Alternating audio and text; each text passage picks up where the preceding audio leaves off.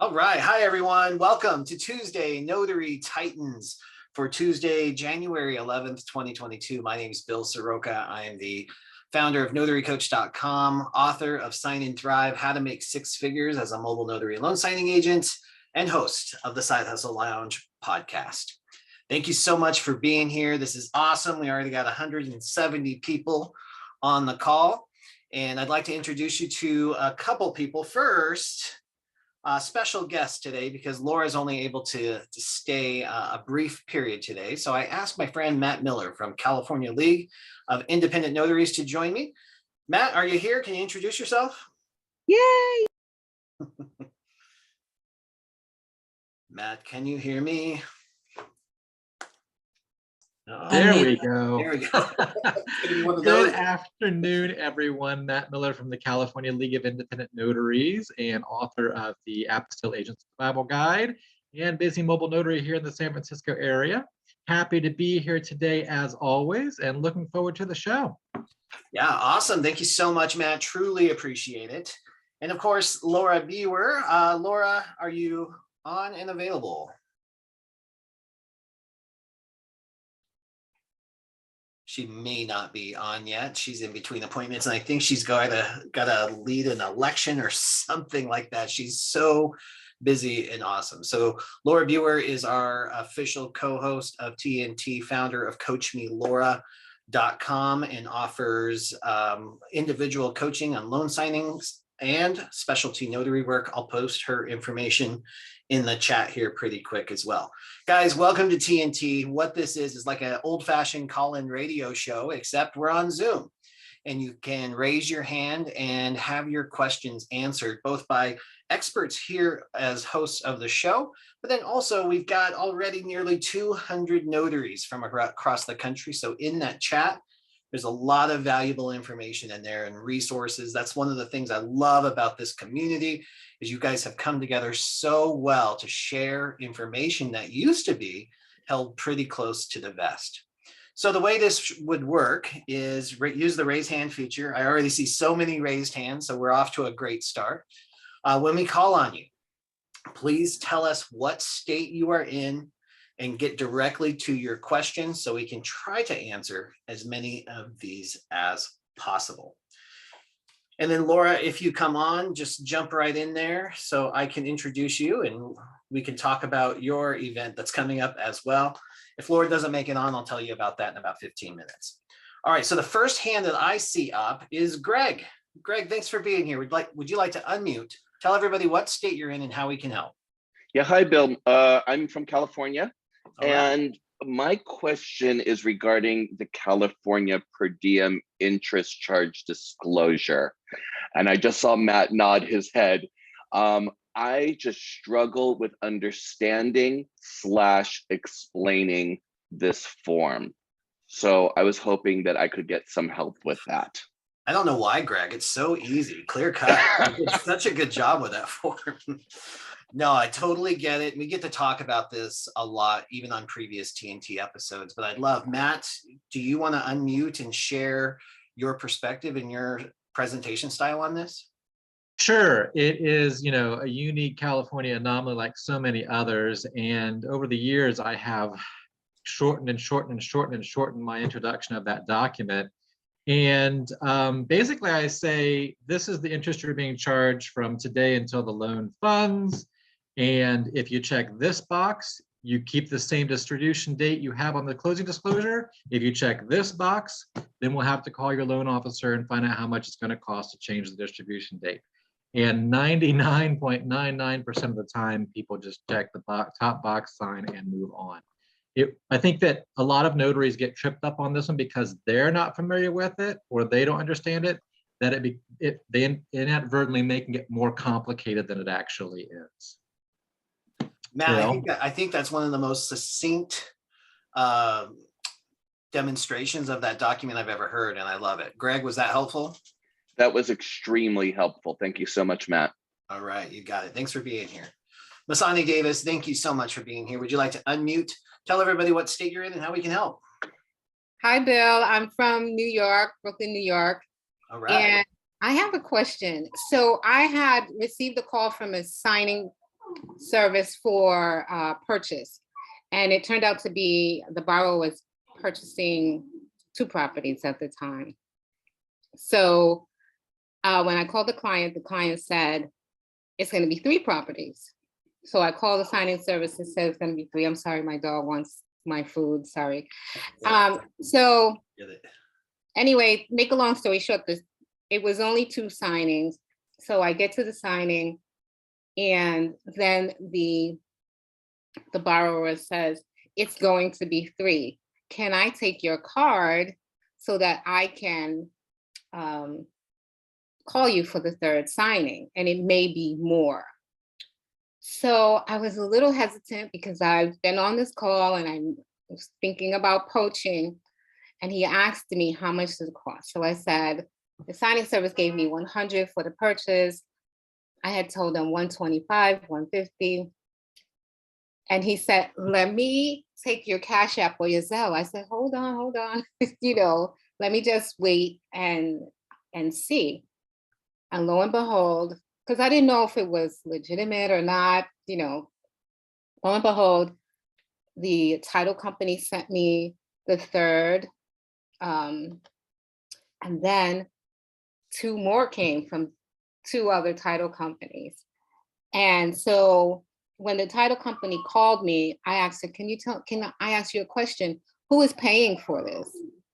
And she says, the borrower wants to pay. The borrower is paying, so he wants to pay. And I was like, okay. So I did 3 more signings with him. He paid me directly Zelle right after I finished the closing, after I finished the signing. But what part of that is, I know it's after the fact, is it poaching? Is it normal practice that the borrower would pay the notary and bypass the title company? And I just wanted to make sure that everything was okay, because he was moving so quickly and he wanted to Zelle me the money before the package even came. I said, no, we'll just wait till the next day. And so when the next day came and those 2 other packages came up, and then the day after that, like I really was working with him, and we got those properties closed, but it was not normal practice to have the borrower pay me directly. So thanks, Masani. I mean, that's an awesome problem to have. And I think that really is a testament to how you showed up to that appointment. He obviously really enjoyed doing business with you. So I think that first you have to honor that. The other thing is, it can be somewhat of a slippery slope here, but with the signers, when the signers directly just say, I want your card and information and I want to work with you, there's first not like some rule, unless your hiring company tells you there's a rule against doing that. In fact, I make it a point to leave a card. I think it's good customer service to leave some sort of contact information for me. Plus, I like to stay in touch with them. So I'm getting their contact information and permission to stay in touch as well. Now, I think I have a follow-up question for you, Masani. When those additional orders came through, did they come through the same signing service that hired you for the first 2? No, it came direct from title. Yeah, it came direct from title. So there were no more signing service in the last 3. Yeah, here's what I love about this. So this actually happens when you guys show up to an appointment and you're there 100% and you're awesome, like you guys are. People are going to want to work with you. They're going to ask to work with you. They're going to demand to work with you sometimes. There's nothing that you can do about that. I think you have the conscientiousness, Masani, to know that you're not, like, hey, there's other stuff going on here. Let's kind of slow this down a little bit, go through the proper channels, which the borrower obviously did. And then the escrow officer directly reached out to you. That does happen. When it comes to poaching, and Matt, I'd love to hear your perspective on this too. When it comes to poaching, to me, there's got to be an intent. You've got to you're intentionally going to somebody else's client, trying to steal them, to cut them out of the picture. That's poaching. When in this particular situation that you described, Masani, this doesn't feel like poaching to me. Matt, what do you think? Yeah, I agree. I think this is just one of those unicorns that sometimes comes along that you definitely want to take advantage of and cater to. This has happened to me. I have a gal who, throughout her entire life, accumulated a lot of properties in Vegas, and now in retirement is, liquidating those properties. And she is so comfortable with my service that she now demands I'm the only notary she'll work with, and sometimes that perturbs some signing companies. But hey, we're here to fulfill the customer's wishes at the end of the day. And I, like Bill, I always leave a card. What if something happens? What if they need to get in touch with me? It's never in the intent of I'm going to take you away from somebody else. Like Bill said, that would be like if you're cold calling, or you intentionally follow up with that title company after the signing service appointment. So I think this is a great win in your favor, and you should do the best to take care of it. Yeah, it was such a blessing, I can tell you. And it's funny because when the signing service called me, and she's like, Masani, I have a gift for you. And that was because it was two signings, Right. two purchases at the same time. So that was great because December was absolutely the worst for me. So it just it was really, like you said, a unicorn, and it just was so great. And he also said that he had some other properties and he would call me towards the end of the month. And I don't generally leave my card, but he asked for my card this time. So yeah, so I will be in the practice of leaving my card. Absolutely. I highly recommend that, Masani. If you want to take your business next level with this, leaving a card is step one. It's a really passive way. And then you're just counting on them to put that card somewhere where they remember to find it when they need you. I like Laura Biewer's process too. She has them put her name with Notary next to it in their phone. So they can just search Notary and she's going to be the one that pops up. That would be step two. And if you really want to go next level with this, if you really enjoyed working with them, tell them that. I really enjoyed working with you. Thank you for making this fun for me too. I love to stay in touch and send a thank you card and email. Would that be okay? And then do that and stay in touch with them. It's almost like you do them a disservice by not doing that, because who knows what kind of notary they're going to get next time. And here's the other thing, Masani, I want to bring up, and I'm sure this is on Matt's mind too, is your fees are probably too low. Right now, you quoted signing company fees. You got to greatly increase that for next time. But we all make that mistake. We all do that in the very beginning, and that's okay. Just know next time, it's time to probably get pretty close to double that when you're going escrow direct or client direct that way. So Bill, that's so funny because he literally took me off guard. So I didn't know what to say. So when I got the first package, in the alter statement or the closing disclosure, you could see the notary fee and it said 185.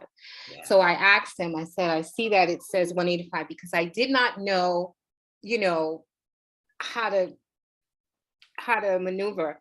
So he said, oh, why did she do that? Blah, blah, blah. He paid me the 185 for that. Wow, nice. Yes. He paid me the 185. Fantastic. For that. Yeah. I like that already. Yeah. And then he paid 125 for the second one. And then the third one, because there was some other thing that happened, he paid me 150 for that. And what was also interesting is that I was on all the emails funding, when funding the package. And it was amazing. Like all of the emails going back and forth, like they're missing this document, that document, this person hasn't signed. And so it was a really start of the new year for me. Yeah, awesome learning experience. Thank you so much for sharing that. Congratulations. Keep doing what you're doing. Thank you. And what you have there is somebody who really respects her time and her expertise. And that's what you're looking for in this business. When you're out there doing it, and this is the opportunity at every single signing appointment. No, not every single person is going to say, oh, wow, this is the amazing notary. I'm going to hang on to this one for all those other times. But that's when it happens. So that's why it's so important to show up with 100% presence, expertly perform the duties you have been hired to perform, and then lay the foundation for a relationship that could possibly last beyond that one single transaction. All right, Sharon Brake, it's so great to see you on today. What's going on? I know you're in California. How can we help? Hi there.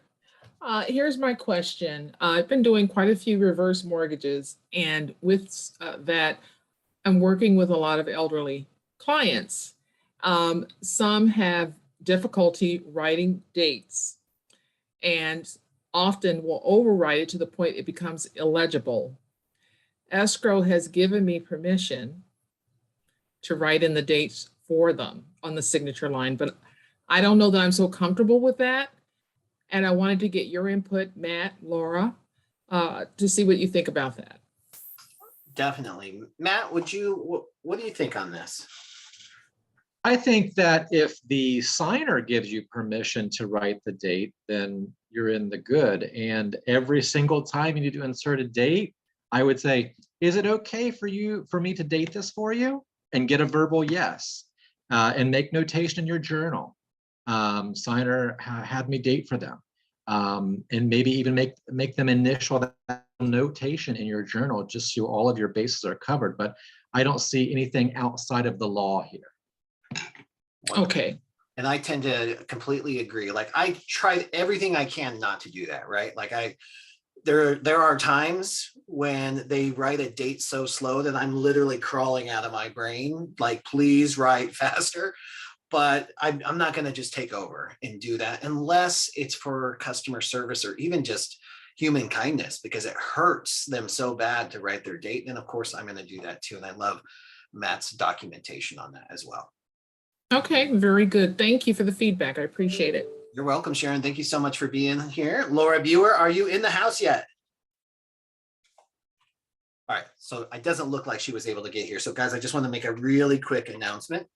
You know, Laura is awesome and knows so many things about all things notary.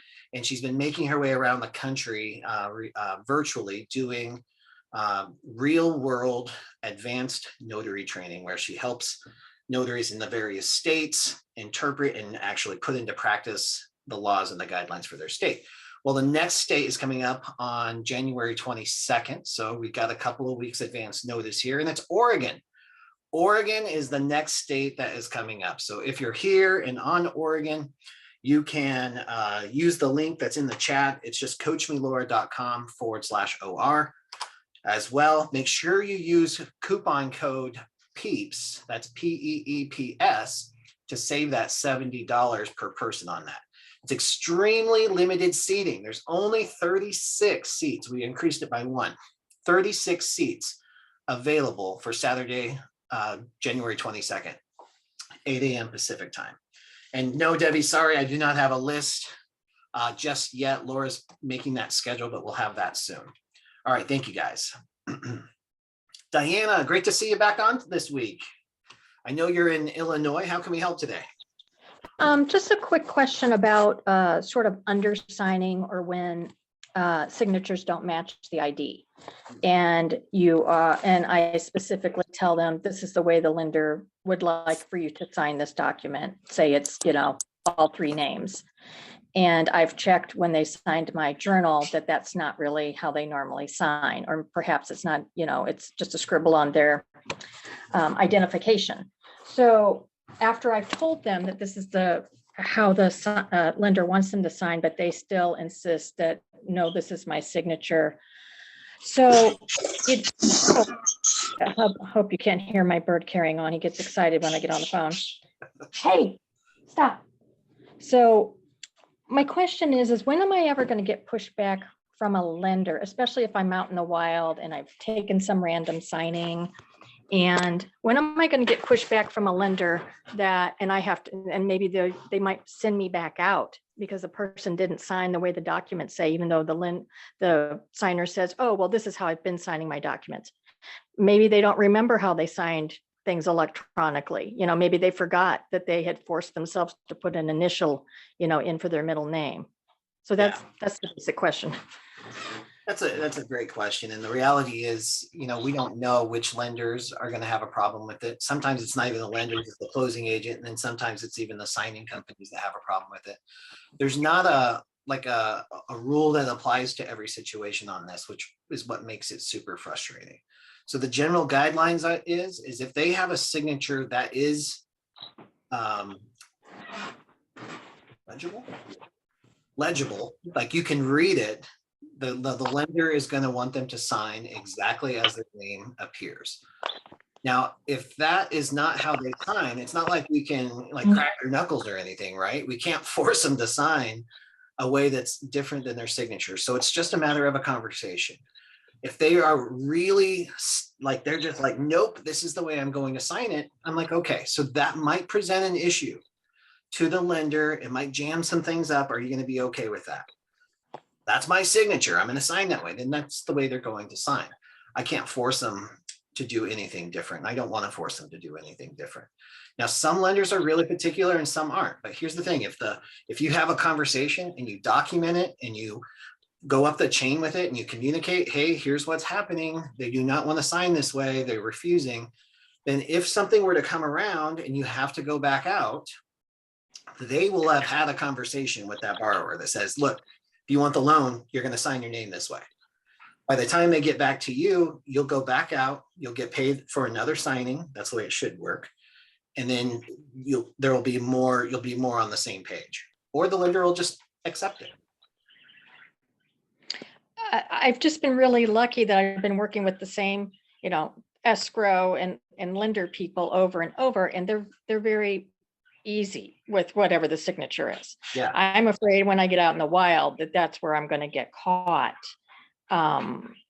Because right now they practically take everything, and nothing's a problem, but I'm right there and I can ask. Yeah. When I'm out at a signing and it's late afternoon or evening and nobody's picking up the phone, I mean, should I be picking up the phone and calling somebody and saying, hey, this person isn't right there in front of the signer, and saying, they don't want to sign with their middle name. Is this acceptable? I mean, should I pick up the phone immediately and get that done and ask? I think that it kind of depends again on the situation. I'm not a fan of doing that because it paints a picture of me not knowing what I'm talking about. I'll have a conversation with the borrower. They will understand the risks. If they choose to take those risks on, then I'm going to proceed. Because there's lots of times you're signing after 7 p.m. or even 6 p.m. and you're not going to have that kind of reliance. So you just do the best you can with what you've got at the time. You can't control everything. And then you just communicate. To me, it all comes down to a conversation. I don't just skip over it in my head. I'm obsessing about it, right? I have a conversation with them, so I know why they're making this decision. They understand the risks involved with that decision. I make a notation in my journal. I make a notation to comment or send an email after the fact, so we're all on the same page. That's how I do those. Now, Matt, would you like to chime in on this? Do you have a different methodology or I definitely support everything Bill said. You want to try, but I know how people are, and at the end of the day, at the very minimum that I will accept as the notary is that signature better match what's on the ID, so that if there is any question, they can request a copy of the ID from the signer if they haven't already done that. And I have only once in my career been sent out to recapture signatures because they didn't match what the lender wanted. Typically, if they at least match what's on the ID, they'll go with it. But thank you for bringing up the question, because I think this is one that scares a lot of new notaries. Yeah. Does it matter? Grill. Hey, Griff, you want to add some perspective here? Yeah. So it sounds like she's working primarily, I guess, direct and not out there with a lot of signing services or just one particular company. And in my area, I end up dealing with a lot of people from various cultures, from India, from Mexico, from England. And one of the things that I found out culturally, some of these, some of the signers culturally don't sign the way that we normally would sign. Right. So I found that a lot of the ladies from India, they just signed with their first name. I ran across a guy from England who just signed with his first name. And one of the other things that I came across is some of the signing companies will give you a document in there and tell you, the notary, if they don't sign exactly as printed, there's a fee reduction for you. So I've actually had to communicate that to the borrower that, look, two things going to happen. I'm going to lose money and I'm going to be back out here. So if you truly do have concerns about signing the way that they're asking you, then let us get somebody on the phone so you can have a conversation with them and talk to them. And I've had to do that several times where the signer is emphatic that they're not signing the way that their name is printed on the document. And we end up talking to somebody, and it's never been canceled, but it's always been either the signer gives in or the title company gives in and say, just get it done and we'll deal with it later. So that's the other part that caught me off guard, was the cultural impact of the signer, that they're like, I don't sign that way. That's your Americans' way of doing it. We don't do that in my culture. And I was like, okay, got it. So I most definitely had to contact the title company. And then what's weird to me is that these individuals filled out a loan application signing the same way, and that was accepted for the loan application, but not for the closing documents. And that's the part that I don't understand. Me Back to you, too. Bill. Me too. That, I was Me gonna ask either. about that. This is Laura from New York. I'm sorry, I had to chime in on that one because I experienced that too. And I actually had a situation like that. So I'm glad I'm not the only one that experienced that. Yeah, no, we run into this all the time, guys. So thank you so much for the perspective and sharing on that. I really appreciate it. Diana, I hope that was helpful. It is one of our ongoing challenges. However, it's a case-by-case basis. You're not going to be able to have a blanket statement for every single item. If you can get clarification, great. But like I said, just go back to conversation. Anything else we can help with, Diana? Just if they had been signing a certain way all the way along previously, all electronically, is that so totally moot now? Because here's the ink. Here, the way you signed today matters, not that it matches. It doesn't matter to you. It doesn't matter how they sign the application. That's logical. Okay. So what you want, but like what Matt said, you just want to make sure that they're signing in front of you. And then at the very minimum, like Matt said, that it matches the signature on the ID, because that's another conversation. If the signature doesn't match the ID, I got to talk about it. I got to figure out why. What is up with this signature? Why? And then you document. Okay. All right. All right. Phil, great to see you, Phil. Hey guys, it's been way too long, and I got in early so I could pop in and get back. I've got a 12:45 hard commitment, then I've got the 1:05, as you know. But I just want to say Happy New Year to everybody. I hope the summit went well. I was able to pop in periodically. Bill, I apologize, but I've been working actually fairly hard, and I'm not proud of it. But I just want to say Happy New Year to everybody.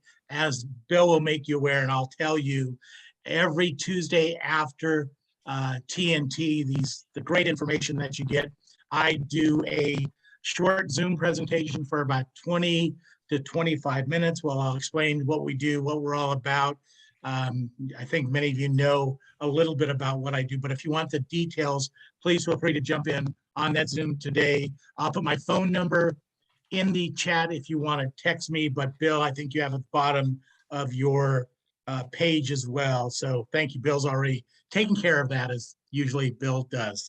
But it's great to see everybody. Happy New Year. Looking forward to a great 2022. I had a conversation with Laura just a little while ago, and I was able to help over 70 notaries generate a little bit of additional income, and a lot of additional income. So I'm very proud of that. So thanks so much for the platform. Thanks so much for all the great information you guys give out. And it's always a pleasure to be part of Tuesday Notary Titans. Thanks, Bill. Awesome, Phil. Thank you so much. Pleasure having you on the team. You do such good work for us. Appreciate it. You can go to notarycoach.com/TNT and scroll to the very bottom. And the direct Zoom link to Phil's call will be right there. You can just jump right on. You don't even have to register. Lawrence Sims from Colorado. It's great to see you on, Lawrence. How can we help today? Hey, Bill. Hello, everyone. Happy New Year. Something interesting, and I just want your take on it. Lately, since the end of November, there have been brokers at the signing table, different brokers and real estate agents. and they're there to sign one piece of paper. So I'm using the Integrity Journal where it has a place for who else was at the table there. So I've requested them as they come to show me their driver's license. I don't record any information. I just look at their driver's license. I record their name. And I hadn't had a problem until a couple of weeks ago. And I was at a real estate office, and the gentleman was there, and I asked to see his driver's license, and he went partially ballistic about letting me see his driver's license. Well, which I said, well, you're at the table. I don't want your information. I just want to verify your identification. So he accused me of not knowing what I was doing, but I did get his information. But it kind of got me thinking, he's not a witness, but he is signing. So what is your opinion on that? Yeah, great question. So just for clarity's sake, for everybody else who's on the call, we're not talking about a notarized document. He is not a witness. He's not being notarized in any way. It's probably what, Lawrence, an FHA loan or something, where they have to sign documents. Yeah, he's just a broker. Yeah, whatever it is, right? It doesn't even matter. Yeah. They're just signing. I like the extra step that you're taking just to confirm identity, because people could tell you they're anybody. But he does have a completely valid point. I don't like the way he handled it, obviously going ballistic at a signing table, but there's a lot of personal information on a driver's license that, and there are some people who are super protective over that, and rightfully so. So I think maybe a workaround, because it's not a legal requirement, you could ask for a business card instead. Okay. Anybody who's a broker is going to have a business card. They obviously know the signer, so the signer's probably known to them as that name as well.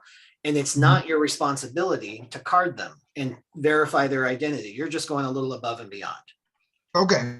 All right. It was just document your journal. Yeah, it was that one time that there was a pushback. Everybody else just said, yeah, sure. I'll just give you a name, because that's all I wanted was their name. Yeah. But yes, I get it. I get it. So this could serve two purposes too, right? If you ask for a business card instead, that's a real estate broker that you've got their business card. Yes. So you could stay in touch with them if you wanted to, right? Okay. So all right. Okay. Well, thank you for your advice. Yeah, Matt, do you have any other perspective on that, or? No, nothing to add. I think that's probably the best way to go about it. I mean, even in California, where the law says we have to capture a thumbprint for certain transactions, if someone refuses, they're going to refuse, and you simply notate that in your journal. But I like Bill's idea: get a card and then build a relationship. Turn it into something positive. Okay. Understood. Thank you. All right. Thanks, Lawrence. Good to see you on here. All right. Sue Haley, it looks like you found the raise hand feature. Good to see you on here. I know you're in Texas. How can we help? Don't judge me. Good. What's going on? How can we help? Well, I want to say Happy New Year's, because was it Diane or Diana kind of asked my main question? Okay, good. I guess, okay, one is, I got two. One is, have you ever come across where a title company is asking you to stamp in a specific color? Interesting. A specific color other than black? I don't know. It wasn't for me. It was just a question that was asked on a group, and I was When like, you're ready. I've never had anyone ask me to can I stamp in a specific color? No. I think here in Texas, where it's recommended to be black, but we could use technically any color, and my stamp is blue. Yeah, I've never heard of that, but I suppose that a hiring company can ask you to do a lot of different things. So you just have to know what your state statutes are, and if you're allowed to use black and that's what you've got, then that's probably what the conversation that you would have with them. Matt, have you ever heard of anything like this? Yeah. California is very much like Texas, where we can use any photo reproducible color of ink for our stamp, and I too use blue instead of black as my go-to. But, you know, look at it this way. It's the same thing as a hiring company asking for black ink or blue ink on your pen. And I have had specific states ask for black notary stamp only. And I do know of 2 states, I can't remember exactly which ones, but I know there's 2 states that mandate the color of their stamp. One of them is purple. So it does come up from time to time, but don't take it personally. Just look at it as like, hey, they want blue ink pen or black ink pen or blue stamp ink or black stamp ink. So keep a couple around for yourself for that option when it comes up. I guess that's what was my thought of it, because like I said, I only have one and it's blue, and I was like, man, should I just start buying other color ink stamps? I don't know. Well, the important consideration there is just to make sure that your state allows you to have multiple stamps, because not every state allows that. So make sure that you're in integrity with your state laws. But yeah, the first, I would say, if you're in a state that lets you have multiple stamps, Suhaili, have a backup stamp for sure. Keep it secured, because when that thing breaks or malfunctions or gets stolen like mine did, I mean, it stops your business in its tracks. And if it happens at the end of the month, we are in trouble. That is so true. And then my second question is, if when you're doing a split signing and you're the second notary, if you're going through the paperwork and you notice that the notary just did it all wrong, Yes. what's the step there? Do you try to, I guess that would sound wrong, but like, has anyone ever tried to just get a hold of the notary and said, hey, did you do this? Or what was, to get an understanding? And you're like, bump the notary, let me go straight talk to title or the signing. Well, here's the thing. At that point, and a lot of times this is across the country, it's too late. Like, it's going to jam things up. The closing agent needs to be brought in right away, or the hiring company needs to be brought in right away, because you can't call the notary and say, oh, I'll ship it back to you. You want to send me a shipping label? And maybe the closing agent won't notice an extra 48 to 72 hours in between documents. So you can't do it. And you can't fix their notarial certificate. So you need to just escalate that to the closing agent and just say, hey, just so you know, it looks like the certificates on the first signing are incorrect. Would you like me to scan them over to you so you can get a jump on this? Be part of the solution and find out, let them handle it on their side. That's outside your lane. You don't have to worry about it, but you absolutely want to be proactive and letting them know that, hey, I don't think this is going to fly. Because they asked me to fix the acknowledgement, and that's where I was like, because what happened was the acknowledgement had both husband and wife, and he didn't cross it out, but it made it sound like he was notarizing both signatures. But yeah. I am notarizing the husband's. So I'm like, even though technically what you're requiring is you're crossing out the name and initialing it, do you feel comfortable doing that? Or absolutely not. Absolutely okay. Not. That's committing fraud. Like, you're literally altering a legal document. So if you don't want to do that, absolutely not. Okay, I just want to make sure, because I did it and I felt so bad afterwards, because I was like, am I being too hard? It's a bummer, but you just want to stick to what you're going to do. You can still do the notarial certificate for the spouse that was sitting in front of you and just clarify and make sure your certificate's right.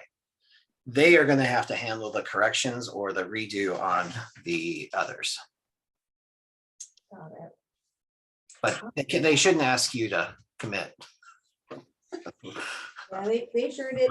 They sure did ask, and I'd never been there before. I was like, well, that's what we do. I was like, so that's his. I can't change what he did. Yeah, definitely don't want to do that. So Haley, great questions. Thank you for bringing that. Well, that's it for me. All right, good to see you on. Thanks for being here. Thanks. All right, guys, we got about 21 more minutes, and Gary Spadaro's here. Hi, Bill. Thank you very much for having me on. Yeah, thanks for being here. I got a twofold question. Well, Laura's not there yet, but maybe you can help me answer it. On her notarization in medical facilities, on the second page says witness number 4, special witness ombudsman requirement for AHCD in nursing, skilled nursing facilities is where applicable for the state of California. do we have a probate code in New York? Or if we do, where do I find it? Oh, and whether or not an ombudsman is legally required in New York? Right. That's a great question. I'm going to default to my other legal notary nerd, Matt Miller. Matt, where do you think Gary can go to find out that information? Well, the first thing I would do is call your governing body. So I'd call your Secretary of State's office. They might be able to simplify the answer for you. But if not, you can go to your state's legislative website and search the probate code. Just search the word ombudsman and see what comes back. Okay. I don't know if New York has that requirement. I know that is the case in California, but again, keep in mind, all states are different. So you'll want to definitely get clarification from your state's either legislative website or your governing body before going forward, because elder abuse is a real thing and it seems to be ever increasing. So, the role of the ombudsman is to make sure that patient's rights are being protected and they're not being coerced or overlooked in any way. So I do these regularly, and I still fulfill the same role I always do as the notary. I check the ID, I ask the person if they're aware of what they're signing, if they're willing to sign, do the notarization as normal, journal, thumbprint, the whole 9 yards. But all along, the ombudsman is having a conversation with the patient, right? And asking them, do you agree with this? Do you know what this is? Do you know what's going to happen because of this? Do you understand where you are? Those types of things. So it's really to make sure that that person's rights are protected and they are truly aware. And guess what, guys? Like, your journal is your best friend. An ombudsman is an even better friend, because if something should arise from that notarization, they're going to be called to court too. So it's really in your favor to reach out to an ombudsman or patient advocate if you need to. Okay, thank you very much. The second part of the question is, I did a signing the other day, and at the bottom of the page was a barcode. And when I stamped it, it stamped a little on the barcode, but there's not enough room anywhere on that page to put a full-size stamp. What do I do in that case? You have a couple different options. First, that may or may not be a big deal, depending on how those barcodes are coded and they work with the lender. But if you ever run into a spot where you don't have room for a notary seal, you could always attach a loose certificate, depending on the document, but a loose certificate could be an option for you. Oh, okay, good enough. Thank you very much. All right, you're so welcome. Thanks for being here, Gary. All right, Kristen, nice to see you on again. Welcome. I know you're in California.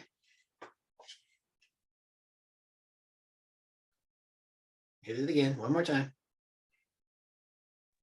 I didn't hear a name. Was Yeah. it me? Yeah, sorry, Okay. Kristen. Yeah, sorry. How's it going? Long time. Yeah, definitely. How can we help? Oh, two things. Let's see. So once I say guess, a total guess, 1 out of 10 packages, I'll get, 250 pages, multiple forms that they have to fill out, and I'm there for hours. How can I mitigate this? How can I avoid these? I just feel like there isn't a way. Yeah, great question. So these are like the identity forms or extra. They got to go through 10 years of addresses and that. Yeah. Things, right? Times 4, right? Like Yeah. multiple of these forms, different statement of information, and all these, like, asking tons of questions, and they have to go run around and look for all this information. And they tell me, if you send this form beforehand, you're in trouble. So I just don't. And I just suck it up. And it's like a 5-hour gig between drive time and preparation and filling out forms. And so the it's not always, but the hiring company tells you can't send them in advance. a couple of them have told me you cannot send them in advance. Yeah. And plus, like the statement of information, right? As you know, or anybody in California, if we do, I'm not sure if it's California form or not, but it's a long form. And so, most people don't have legal paper. Oh, true. So yeah. they can print it out. All right, Matt, I'm going to pass this one on to you. I know you run into this as well. Do you have a system in place for this?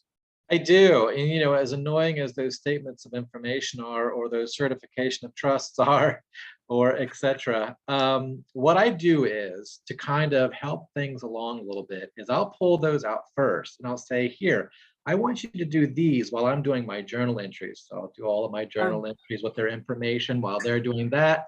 That way, again, everybody at the table is always working. So after they've done those, you got your journal entries done, you roll through the documents. That's how I handle them. Bill, how do you handle them? I'm a huge fan of both sending them in advance. I have never been asked not to do that, so that's weird to me. I don't know why they would intentionally jam up efficiency for that, but whatever. I either send them in advance, or I'll do it at the very end as well. So I do the quality control check right there at the table. And then oftentimes there's a survey as well with my clients, because I work with a lot of builders. So they have to spend some time doing that. I just give them that information at the very end.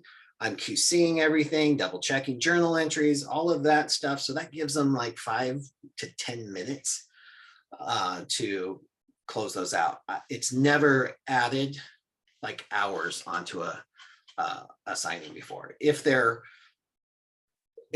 angry or upset about it, or they're totally inconvenienced about it, what I have also found is that a lot of times, even though there's spaces for 10 years of employment, just the last 2, or their residences, just the last 2 or 3 is all they want to add on there. And I don't force them to fill out that form in completion. You know, if it's not notarized, then I'm not worried about it. Here's what they'd like to have. The reason that they do this, I tell them the reason. You know, maybe there's people with liens on their names, with similar names, so they just want to be able to distinguish them. So it's rarely is it a huge time issue with me. That's great. I like the pulling them out, and I guess I kind of don't want to worry about putting them back in order, so I won't. My other question is about, has anybody done advertising with Google or Nextdoor, and what were your results? That's an excellent question. And I want to make sure that we have people who are on today's call. If you have used Google pay-per-click or Nextdoor advertising, please post it in the chat on your results. And then I'll just ask Matt really quick. Have you done this, Matt, and has it worked? I've done Google Ads, and it has really helped with my general notary work, fingerprinting, apostille work, that kind of thing. You're not going to tend to get many loan signings from it, but everything else, yes. I have never done Nextdoor, only because I feel like it's geared more towards brick and mortar, but I'd be anxious to hear from anyone in the chat who has. Yeah, excellent. Yeah, Ronnie says it's okay. Yeah, I want to give it a shot. It's weird. I set up my Google My Business, and I was getting calls regularly, and then I don't know what happened. I mentioned it before in another call. It just dropped off, and then the thumbtack totally dropped off too. So I'm going to fire them. All right, thank you so much. You might have been suspended by Google. You might want to check. How do I check that? It should have sent you an email or something. I would just go through and double check. And when you log into your DMV, it'll be in red across the top that your account's. Yeah, I'm not. I mean, I don't have any emails and I check every once in a while. I have a website now, so I don't know what the deal is. Maybe I'm just reconfiguring or recalibrating or something.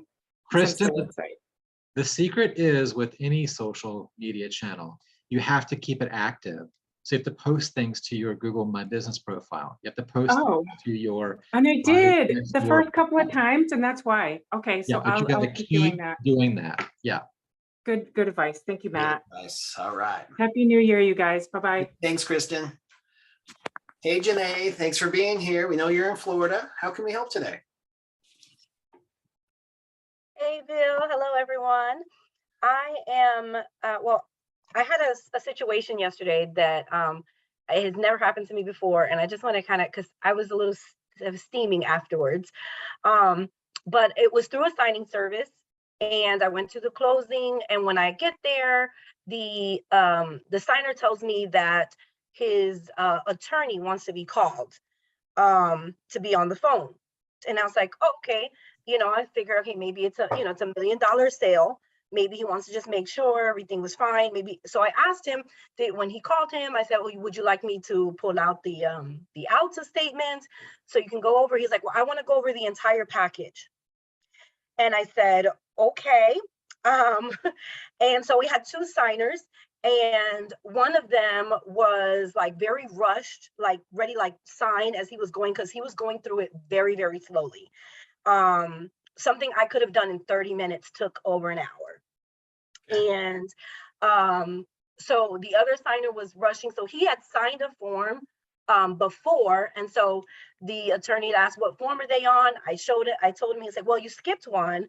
And I said, oh, sorry, I think he signed that one already. And so he said, Miss Notary, what is your name? And I mean, it was very kind of like almost, I felt demeaned and disrespected, but I'm used to that in the sense, because we're just the notary, like we don't know anything sometimes. But he was like, oh, you're rushing this. And the other person was silently like, don't worry about what he's saying, don't worry. So I took the heat for it, because I didn't want to out the signer because he was skipping over the pages. He had grabbed a page from me before the lawyer had a chance to assign it. I mean, to explain it.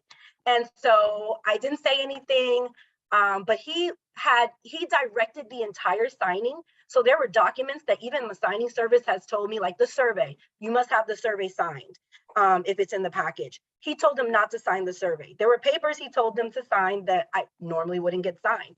He almost had them sign the loan originator's signature on the 1006 on the universal application. And I had to like say it 3 times because I didn't want to mess up their loan. I was like, are you sure you want them to say, do you see it where it says Section 9 loan officer? And he kept going back and forth with me until finally he realized that that's not where they were supposed to sign. So in the end, in one of them, they called the lender because of the AKA signature, where one of the signers said that I don't go by these names. I know that most of my clients will tell me just have them write not known as. Their lender told them what they call their loan officer. He said, oh, leave it blank. And so I let him, like, he directed the entire signing. I notated everything for the signing service in my order that I, went with it, because it was this company, I think it was the attorney's company that hired the signing service to do this for me. But anyway, I felt bad because we're not allowed in Florida to leave any blanks, but here it is, the loan officer, the lender, telling them to leave it blank. And I felt really uneasy about that closing. But it was like, I couldn't really, my hands were tied. What should I have done in that situation? Good question, Janae. So yeah, that's a frustrating situation when you get bulldozed like this. And it does happen on occasion. I like to take gentle, like Carol Ray says, gentle, but firm control when it comes to an attorney. I'll usually give them a little bit of cushion, because sometimes it's just ego getting in the way. Sometimes they're just assuming I don't know what I'm doing. So I like to clarify that point, that I'm a professional. This is actually what I do all day, every day. And I think if you let me flow through my system, we could be out of here in 45 minutes or less. And that will usually, they'll say, all right, I've had a few say, show me what you can do. And we go do it. And they'll usually come back and they'll say, that was impressive. I've never heard it done like that before. That was awesome. Thank you for your patience as they do it, because they might have had previous experiences with notaries that didn't know what they were doing. So I give them some space and grace for that, right? But then I want to take control over that. And I'm not here to get in a boxing match with anybody at a loan signing, but I've got certain responsibilities, both to the hiring company and both to the state that I represent. So I've got to do things in a certain order or a certain way. And I've got to stand my ground on that without being a complete jerk about it. Now, Matt, I know you run into this all the time too in your area. What suggestions do you have for taking that gentle and firm control? Yeah, that's exactly it. I mean, there are certain phrases you can use. If your customer's rushing ahead of the attorney that can't see, you could say something like, let's wait for the next, let's wait for your attorney, let's wait for your counsel. Or you can politely say, Mr. Counsel, the customer is ready to move on to the next document. Try to be as facilitating as possible. But at the end of the day, you said something that struck a nerve, and that is, I don't want any notary to ever feel like your hands are tied, because like Bill said, you have you have certain legal requirements that you must meet. And if you don't, none of those other people are going to be in the courtroom when you're on the stand. So if if there's ever a reason, this will be last resort. But if there's ever a time where you're being forced to do something that is not best practice or not legal, you can end that signing. You do not have to let someone else make you break the law. So don't feel like don't ever feel like your hands are just tied. Excellent. Thank you, Matt.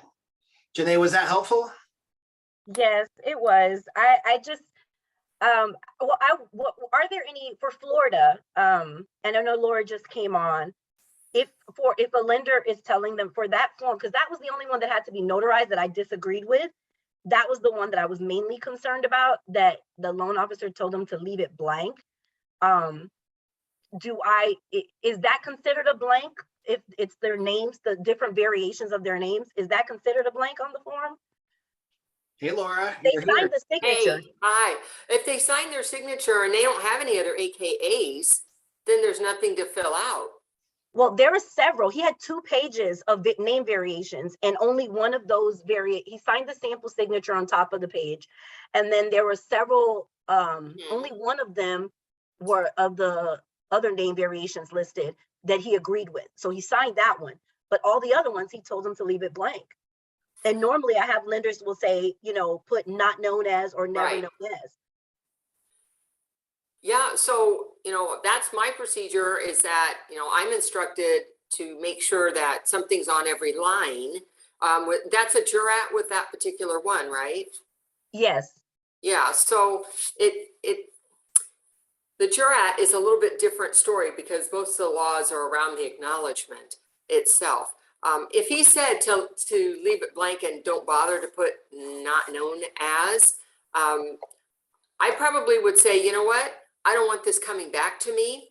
Let my party know. We'll move on. Let's do the rest of the package. And I'm just going to let them know that that's the instruction. And if they're good with that, I'm good with that.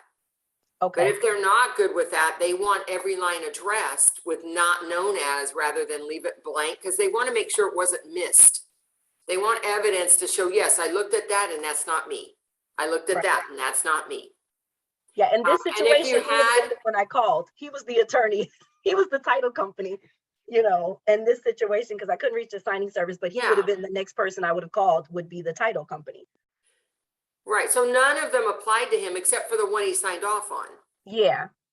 All right, and so if they didn't need evidence to see that he said, it's not me, he signed on the one that was appropriate, the rest didn't apply, I would notarize that, but I would make a note in my journal that you had a slightly different procedure, did not sign off never known as. However you want to note that in the journal. Right. Yeah, I took very detailed. That's a valid notarization. He signed the sample, he signed the variation. Right. He did what he needed to do. Okay, good. Okay. Thanks, Laura. Awesome. Thanks, Bill. Thanks, Matt. Thanks, Janae. Appreciate you being here. Laura, welcome. I did get a chance to announce the Yay. Oregon state-specific training earlier, but would you like to tell everybody about it again? And I'll make a post on the link there. Well, I'm so glad I got to sneak in. I just finished another election. This one was for CC&Rs actually. And I'm so excited to do Oregon. You guys notice that as I'm choosing states, I go back east, I come back to the West Coast, to the middle. I'm just moving around so that I'm all over and nobody thinks, oh, she's never going to come to, back east.